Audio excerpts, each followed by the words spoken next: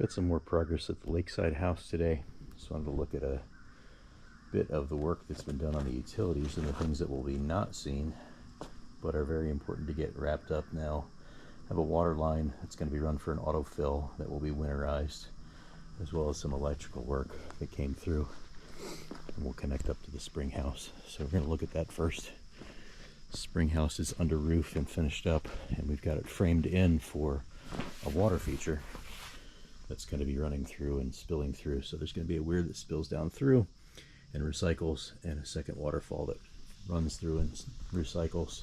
But inside the spring house, I've got it rough graded now. You can see this line that's going to be winterized for the autofill line that will come up here at the top of the water feature. Got a boulder that's set in place here that we're going to have some concrete poured around, and then this waterway will come through.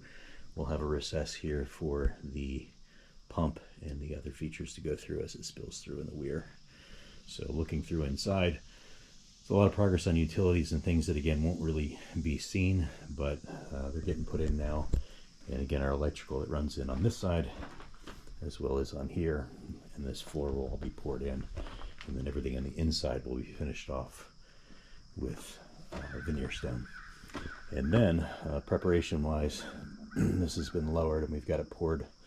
There will be one more concrete pour for both the coping area as well as for the floor, and all of the coping work that's on the upper piece that has veneer stone going onto it.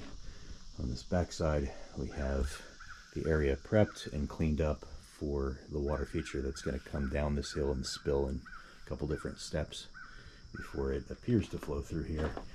We'll have a big basin here and some additional information as that progresses. And then through the center here, one of the other things we have is a gas line that's run through, was trenched through along the side. We've got a buried gas tank that's in the hillside, and we've extended the gas line through. We're going to be placing a fire feature in the center of this circle. So just a quick look here too. Veneer stone has been making progress.